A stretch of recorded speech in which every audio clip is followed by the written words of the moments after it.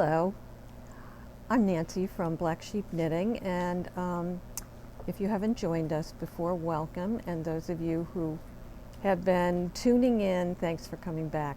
We've been on a little hiatus, but we're back. Summer can take up a lot of different things, vacations, etc., and apparently COVID is back, so beware, and it's not a pleasant strain of it. Several things to go over.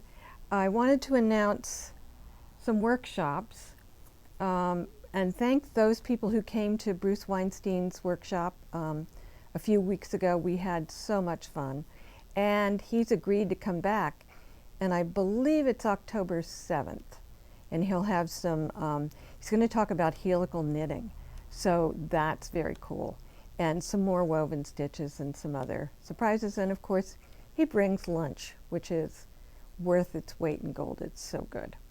The other thing is I'm going to be doing a toe up magic loop sock class again, and the dates are September 23rd, and oh dear, I think I scheduled on the day that Bruce is going to be here. Stay tuned, I'll get a different date for that. I'm not sure when, it'll probably be the following Saturday. So I was thinking it was October 7th, and I made a mistake. So stay tuned, we'll put another date. It'll probably be then, maybe October 14th, but I'll double check. We'll put that in later in the video. A sad thing that I learned this week, I bought an Apple Watch, and I love wearing it, and it tracks your steps. And I was on my vacation, and I had to walk a long way in the airport from one terminal to another to change planes. I was in Toronto, and I looked at my steps, and I thought, oh wow, I did 10,000 steps today, all in the airports. Well, my class and I were talking about that, and suddenly I said, I wonder if your watch tracks your knitting. And as it turns out, so two people, I did it with another person, and sure enough, you get steps when you knit. So all these days when I thought I was walking so much, I was not. I was just knitting a lot. So if you're tracking your steps, take off your watch while you're knitting, because you'll get, and knitting like this, so it's tracking my hand going like that, it doesn't count as steps. So I had a couple of podcasts I've been watching, and there's a wonderful woman from the Netherlands called Sarah. Her name is Sarah, and I think her podcast is called It Is a Sarah, or It's a Sarah. But she's lovely, wonderful, enthusiastic, beautiful knitter, and she has an expression that I think is so sweet. She says heart-jumping moments. So when she's really, so I don't know whether she's translating heart-stopping, I don't know, but it's somehow translated from Dutch into English as heart-jumping moments. Anyway, she's adorable, and if you have time, watch it. And there's another one called, I think it's The Meaningful Stitch. It's Amy Palko, and she's Scottish. Beautiful, beautiful knitter, and if you're into astrology, she's really into astrology. So those are two I would recommend. Two other little things. I don't know, I was reading somewhere where I was watching a podcast, but we talk about gauge a lot, and people talk about pilling. Well, there's a correlation, believe it or not. A very loose gauge can cause more pilling. And if you think about why yarn pills, it's the little tiny fibers that get rubbed off and into those little balls. Well, if your knitting is quite loose, there's more opportunity for that to happen. If you're knitting at a tighter gauge, it's going to happen a lot less. That said, you should all have a gleaner which we sell here in the shop, and that takes care of pills very easily. And one other thing before we get into the meat of this podcast, it's a good idea. We're at the beginning, the end of the summer season, beginning of the winter season. If you haven't washed your wools, I would recommend doing that now. And in a lot of people advise only washing once a season. If I have something that doesn't seem like it really needs washing, I often pop it in the dryer, and that just gets rid of like a lot of stuff. And moths, one of the reasons we want to wash is to get rid of any skin cells or food or anything like that, because moths love that. So it's a good idea I don't recommend the dry cleaners. I always recommend washing, careful washing, and you can look that up. There are lots of people have different advice for it. We use eucalyptus, that's what I use.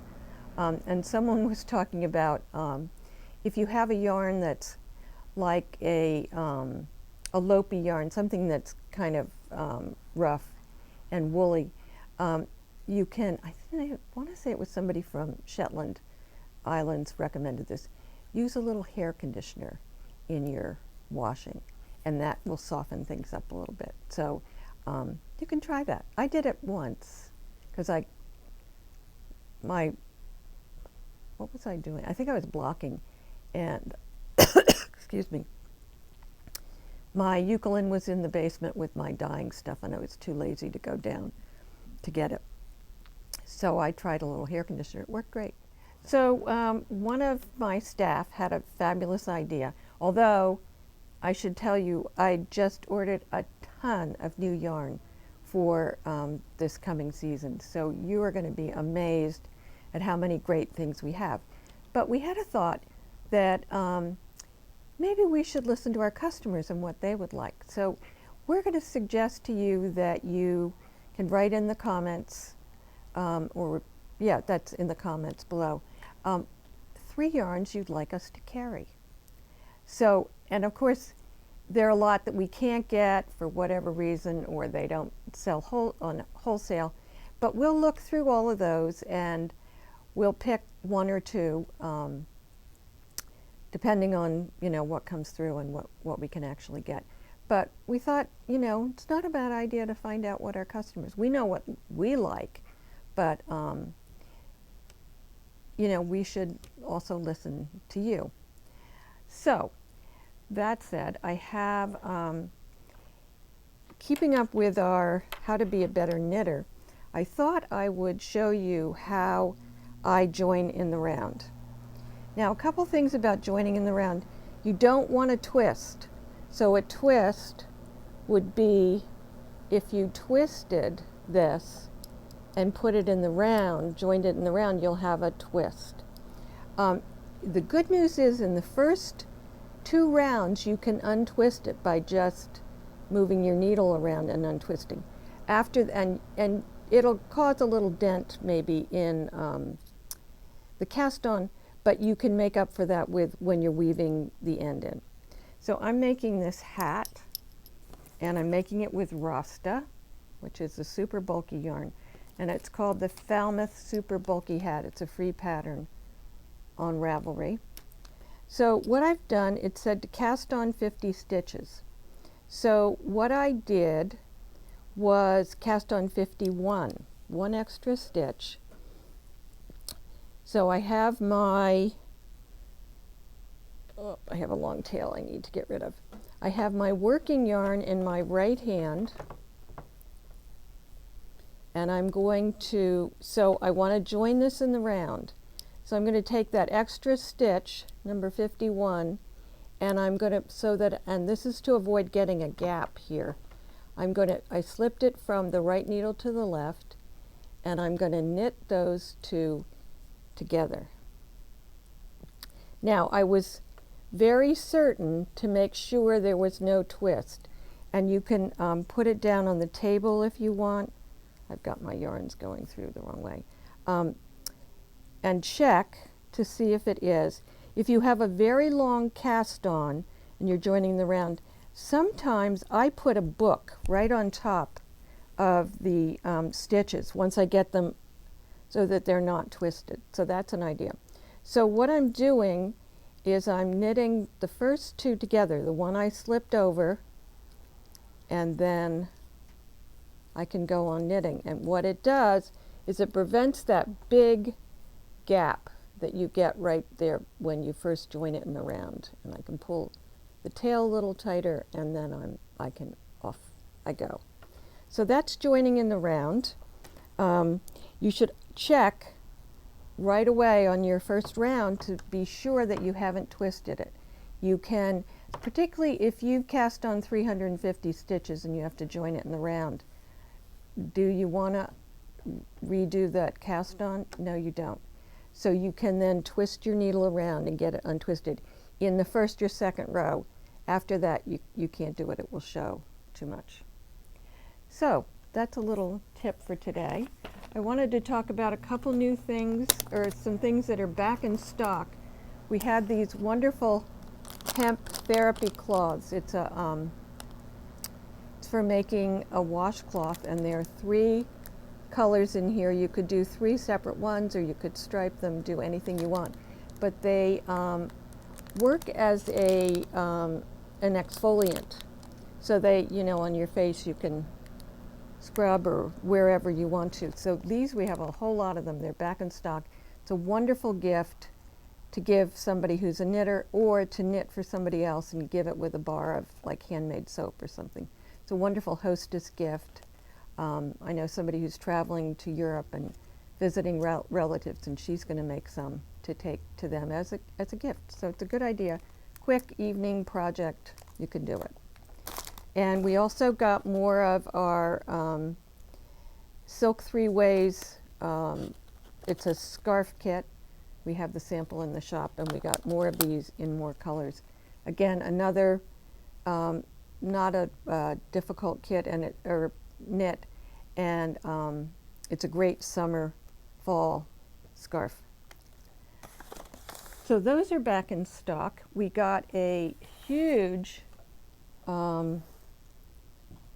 Malabrigo order, and we got lots of new Rios, so we're fully stocked on that. And we got more of the Micha, which is a chunky, between chunky and bulky, but we got new colors. So we got Anniversario, which is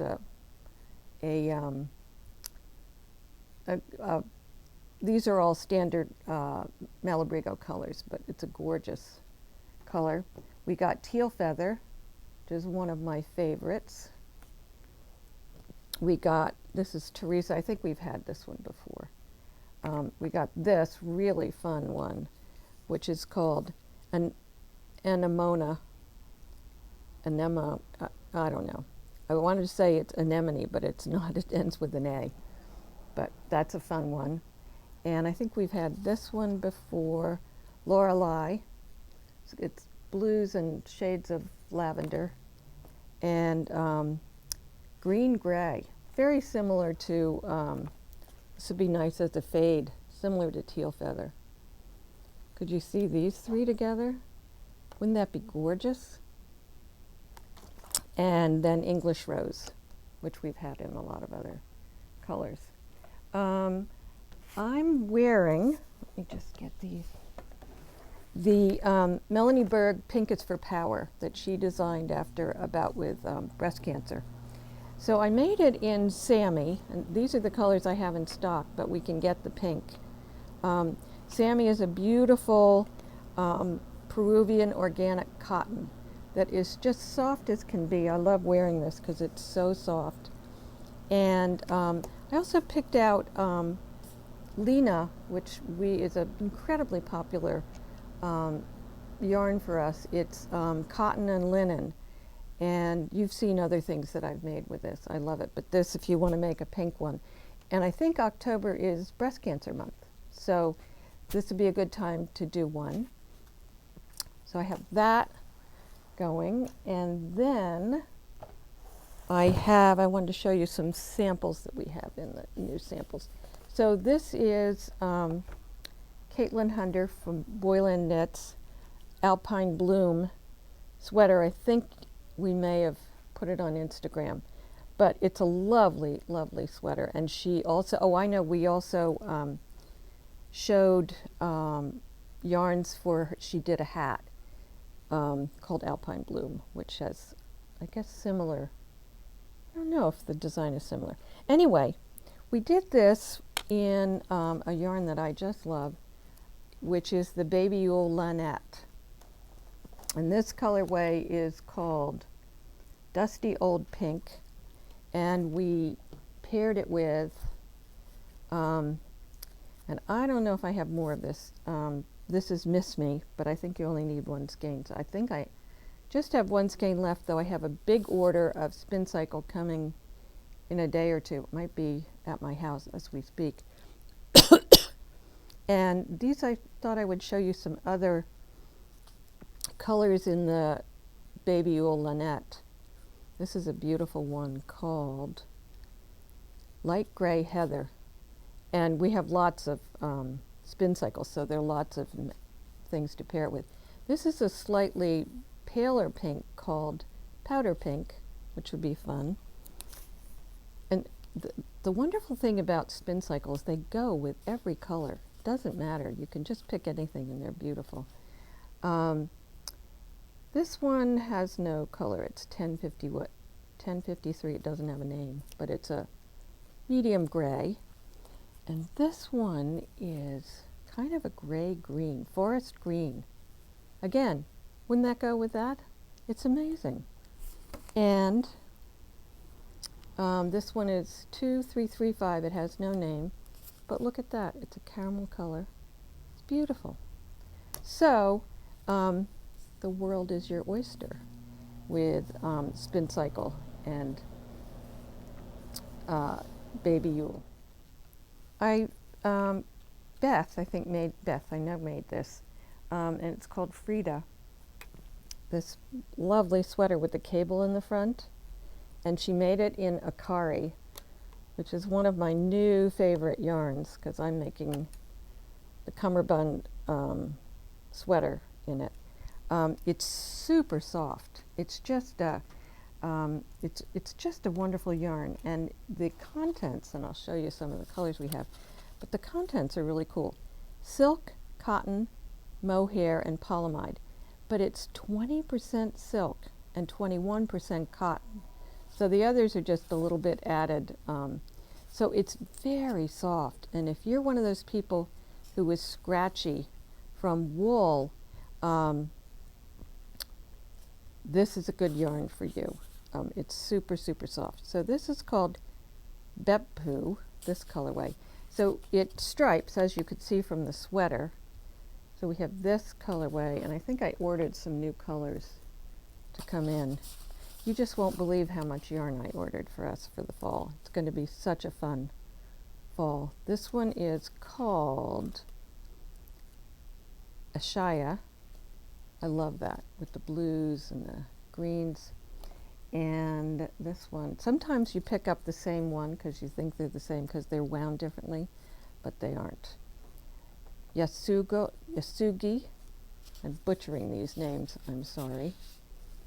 So this has some gorgeous greens. And if you're a purple lavender person, this one is for you. Kaizu. Love that.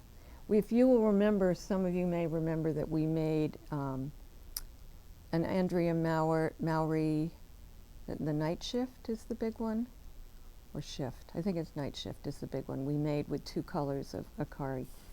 And this one is called Tashima. So this has got beautiful pinks and beiges.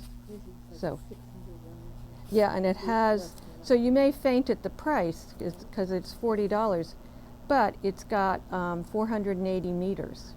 So that's a huge amount of yarn. Yes, so it's almost 500 yards. Meters are 1.1 times the meters equals the yards, if you're trying to calculate. So a couple other announcements. We have an exciting thing that we are going to do in the shop.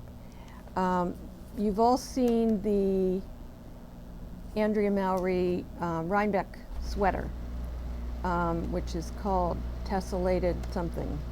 I don't know. I'm embarrassed I don't know the name, but you can look it up. But Agnes is offering a knit along on Friday. You know, we do lots of things on Friday afternoons, including, you know, sit and knit, come and have your problems fixed. But we love to have people come on Friday afternoons because it's quiet.